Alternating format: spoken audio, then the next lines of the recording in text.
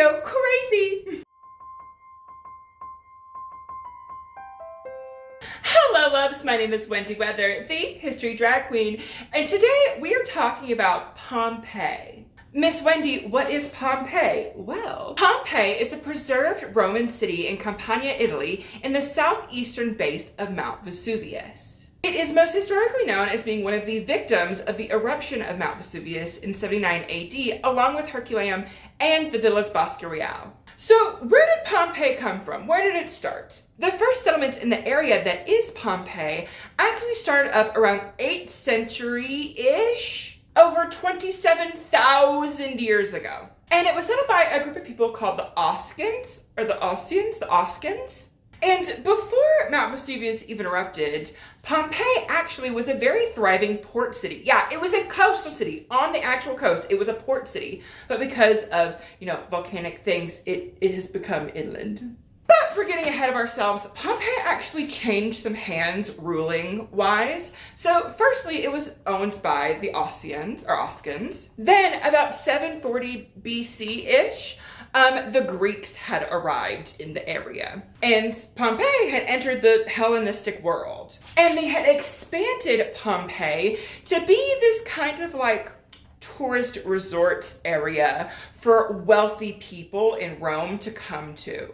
But then later, after the Samnite Wars, Campania actually became under Roman rule, and thus Pompeii became under Roman rule. Some fun things you actually might not know about Pompeii. It has the oldest amphitheater ever built that is still standing. It was actually built in 70 BC by these two Roman commanders after Pompeii became under Roman rule. Now, Miss Wendy, what is an amphitheater? Okay, so an amphitheater is kind of like a theater, but it's outside. The amphitheaters in Greco-Roman era, they hosted things like gladiator fights. But nowadays, amphitheaters are more used for musical events or festivals. Quick side note, the Pompeian amphitheater actually has an interesting situation or event. Quite notably, a very insane and crazy riot broke out that actually may or may not ended some lives. And it got so bad that the Roman Senate had to send the Praetorian Guards to break it up. And after they restored order, they were like, hey, no events at the amphitheater at all, 10 years. You guys, no, you're grounded for 10 years, no ma'am. Friday Night Gladiator SmackDown was canceled for 10 years, but still wild. Anyway, Pompeii also oddly had a lot of fast food places. Pompeii had around 150-200 thermopolia. Miss Wendy, what's a thermopolia? Okay, now that is actually kind of a ye olden snack stand where people could buy ready-to-eat hot food right off the street. Oh yeah, honey, they had it hot and ready like a Little Caesar's pizza, baby. So there was usually this stone counter that actually had these holes or hollow inserts that they placed ceramic jars in to heat up food and serve out of. Kind of like those metal catering or buffets that we have today. But instead of metal and like water and things, they just used stone and ceramic jars.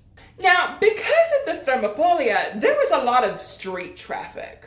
And an interesting thing about the streets of Pompeii, they actually had these raised like stone steps in the middle of the street, where horses and carriages could drive right over them, but there were these huge stone stepping like things in the middle of the street where people can just cross the street on those, where they didn't have to step into like the nasty mud and gook and TT Bobo of horses and things like that. Another very kind of notorious thing that you may or may not know about Pompeii, there was graffiti everywhere. Yeah, graffiti everywhere. Over 500 walls and buildings have some type of like engraved etching or carving or graffiti on it. And this graffiti was not from like vandals of today. No, this graffiti was preserved in Pompeii after the eruption. Like it's literally from Pompeian individuals. Now, some of the graffiti is actually not that far off of the ones that, you see around today. Like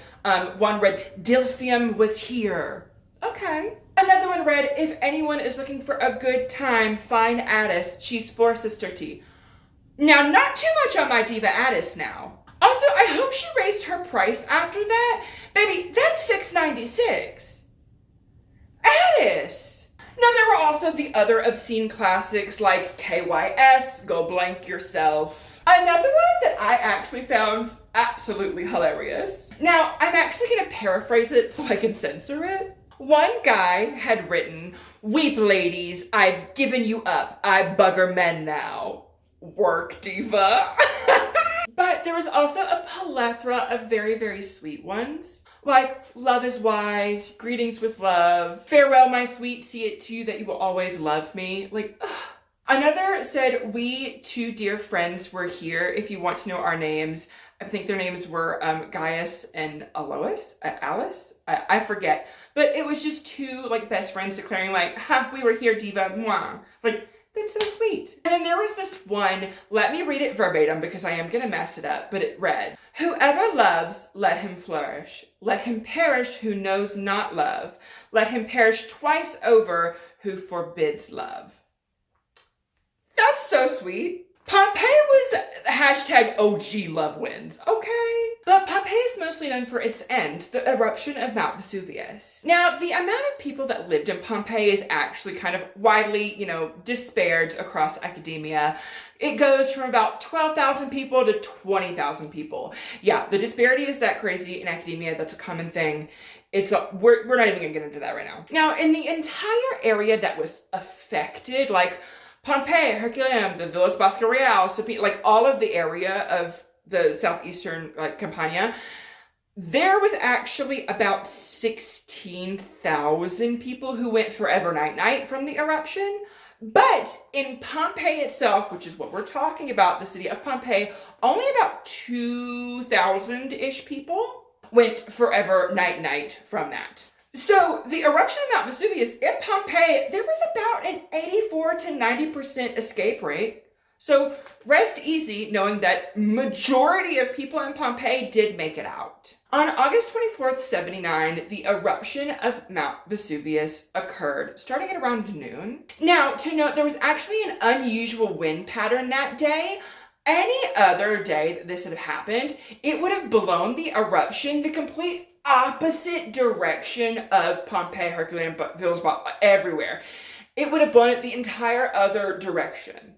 But I digress. Now, the eruption lasted 2 days. So for about the first 18 hours, 9 feet of pumice just rained down and destroyed any roofs and even caved in some buildings, like 9 feet.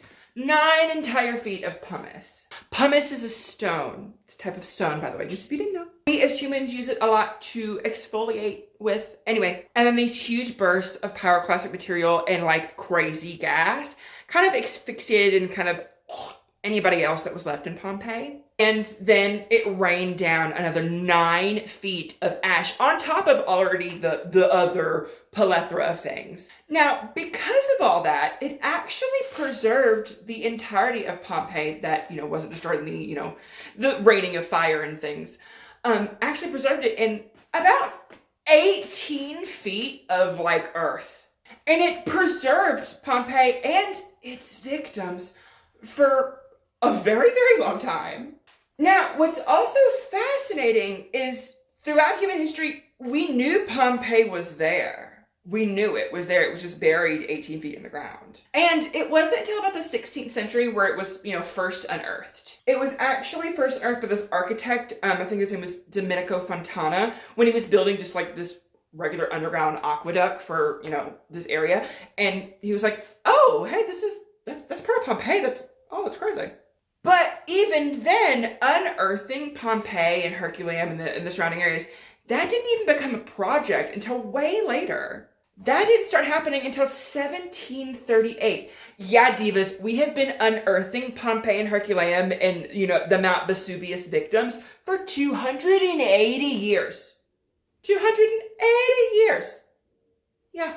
But technically speaking, if we're being more accurate, if we go back to, Mr. Fontana, we've been uncovering it for the last around 445 years. Now, a thing to know and to kind of circle back on about the victims of Pompeii, like the actual people. Throughout the excavation, the bodies of the people that perished in Pompeii, their bodies decomposed, but they had left impressions in the soil and stone along with some of their skeletons. Archaeologists and excavation teams were actually able to make plaster casts of the literal victims of Pompeii.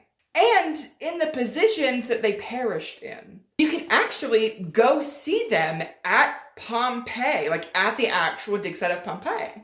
Now, there are actually new discoveries happening at Pompeii and Herculaneum literally daily. I honestly recommend following either them on social media, or if you are just like a random like history nerd, you can go to Archaeology Magazine or, what's that one? Heritage Daily, that one. But also, if you ever get the chance to even go to Pompeii or even Campania, I would suggest go seeing Pompeii. Oh my goodness, you have to go. That is like a once in a lifetime occurrence event. You need to go. If you are given the chance, you should go. But that is today's video, my loves. And as always, don't forget to like, comment, and subscribe. And stick around because you just might learn something.